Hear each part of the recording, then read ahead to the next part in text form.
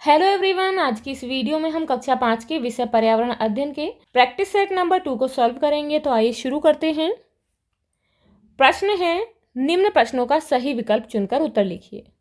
CCO में अचार रखने से पहले सीसीओ को धूप में सुखाया जाता है। अगर सीसी में थोड़ा भी पानी रह जाए तो क्या होगा? तो यहाँ पर ऑप्शन है, अचार खराब हो जाएगा, अचार सूख जाएगा, अचार बढ़िया हो जाएगा या फिर अचार पानी से भर जाएगा। तो इसका आंसर होगा ऑप्शन नंबर फर्स्ट, अचार खराब हो जाएगा। नेक्स्ट है, तुमने प्राय सपेरों को बीन, तुम्बा, खंजरी बजाते हुए देखा होगा। ये वाद्य यंत्र किस सब्जी को सुखाकर बनाए जाते हैं? तो यहाँ ऑप्शन है बैंगन, लौकी, खीरा, टमाटर। तो इसका आंसर होगा option number B, it means लौकी को सुखाकर ये वाद्य यंत्र बनाए जाते हैं। अब यहाँ क्वेश्चन है, बच्चे फिसल पट्टी इट मीन्स स्लाइड पर नीचे की ओर क्यों फिसलते हैं, नीचे से ऊपर की ओर क्यों नहीं? तो आंसर होगा, तो यहाँ पर ऑप्शन है पृथ्वी के खिंचाव के कारण, भार के कारण या फिर लोहे के कारण या खेल के कारण। तो आंसर है ऑप्शन नंबर ए, पृथ्वी के खिंचाव के कारण। इट मीन्स इसे हम गुरुत्वाकर्षण बल के नाम से भी जानते हैं। नेक्स्ट है, निम्न आकृति में से पूर्णमासी की रात चांद कैसा दिखाई देता है? तो यहाँ पर ऑप्शन दिए गए हैं। तो पूर्णमासी की रात में चांद जो है पूरा दिखाई देता है। तो यहाँ पर आंसर होगा ऑप्शन नंबर फर्स्ट। नेक्स्ट है, तारे दिन में क्यों दिखाई नहीं देते? तो यहाँ पर ऑप्शन है, वे कहीं चले जाते हैं, ज़्यादा चमकीले होते हैं, सूर्य के प्रकाश के कारण या फिर दिन में उनकी रोशनी बंद हो जाती है। तो आंसर है ऑप्शन नंबर सी, सूर्य के प्रकाश के कारण। नेक्स्ट है, भव्यम ने गीली रुई में चने के सूखे बीज, भुने हुए बीज और एक दिन के भिगोए हुए बीज रखे। बताइए कि उनमें से कौन सा बीज बहुत जल्दी अंकुरित होगा? तो यहाँ पर ऑप्शन है सूखा बीज, गीला बीज, एक दिन के भिगोए हुए बीज या फिर कोई भी नहीं। तो आंसर होगा ऑप्शन नंबर सी। नेक्स्ट है, वस्तु के स्वाद का मिलान कीजिए।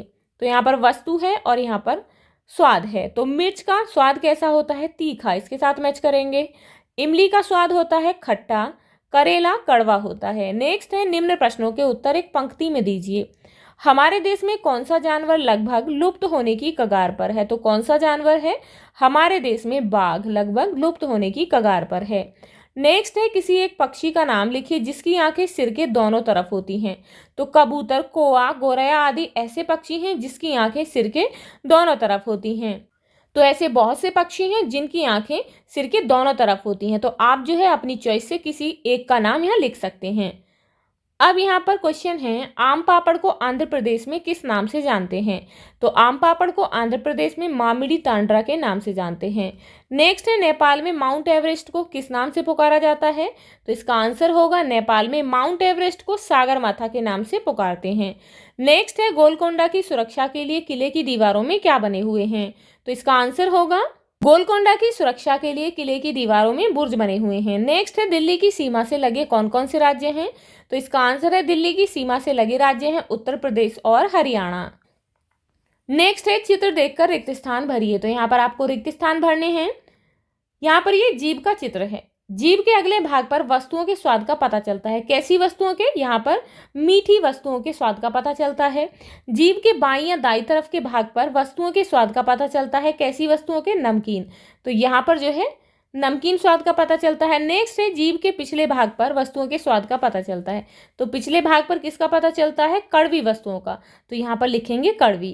अब यहाँ पर है, निम्नलिखित प्रश्नों के उत्तर संक्षेप में दीजिए। तो यहाँ प्रश्न है, गांधी जी ने दांडी यात्रा क्यों की थी? तो क्यों की थी? नमक कानून को तोड़ने के लिए गांधी जी ने लोगों के साथ मिलकर अहमदाबाद से दांडी के लिए समुद्र तट तक यात्रा की थी।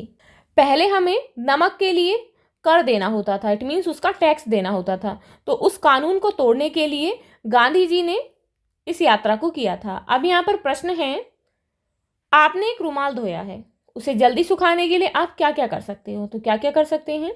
हमें रुमाल को अच्छी तरह निचोड़ना होगा, फिर झाड़ना होगा, उसके बाद ऐसी जगह फैलाकर टांगना होगा जहाँ अच्छी धूप व हवा आती हो। रुमाल जल्दी सुखाने के लिए हम प्रेस करके या हीटर के नज़दीक रख कर भी सुखा सकते हैं।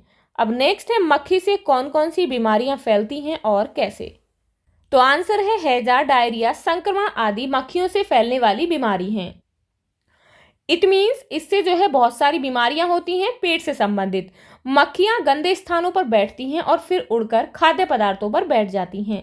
वहां पर मक्खियां अपने शरीर पर चिपके जीवाणुओं को छोड़ देती हैं, जिससे भोजन संक्रमित हो जाता है और उस भोजन को खाने के बाद व्यक्ति बीमार हो जाता है।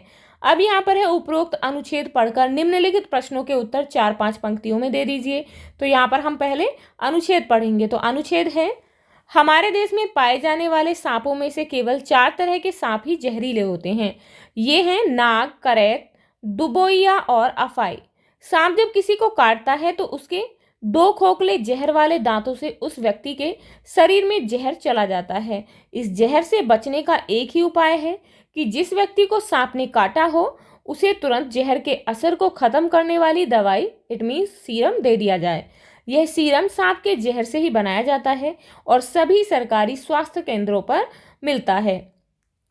आप यहाँ पिक्चर में देख सकते हैं कि ये जो सांप हैं वो कैसे होते हैं। अब क्वेश्चन है, हमारे देश में कौन कौन से जहरीले सांप पाए जाते हैं तथा उनके काटने पर व्यक्ति का क्या असर होता है। तो आंसर होगा, हमारे देश में केवल 4 प्रकार के सांप पाए जाते हैं। कौन कौन से? नाग, करैत, अफाई, दुबोइया, जो कि बहुत जहरीले होते हैं। इट मीन्स हमारे देश में केवल 4 प्रकार के जहरीले सांप पाए जाते हैं। उनके काटने पर कभी कभी व्यक्ति की मृत्यु हो जाती है। अब यहाँ पर प्रश्न है, सांप के काटने पर उसके जहर से बचने के लिए आप क्या उपाय करेंगे। तो इसका आंसर होगा, सांप के काटने पर उसके जहर से बचने के लिए हम जहर को खत्म करने वाली दवाई, इट मीन्स सीरम, देंगे। तो आप इस तरीके से अपने इस प्रैक्टिस सेट को सॉल्व करेंगे। मिलते हैं नेक्स्ट वीडियो में नेक्स्ट प्रैक्टिस सेट के साथ। If you like this video, please like and share, and if you are new on this channel, please subscribe the channel. Thank you.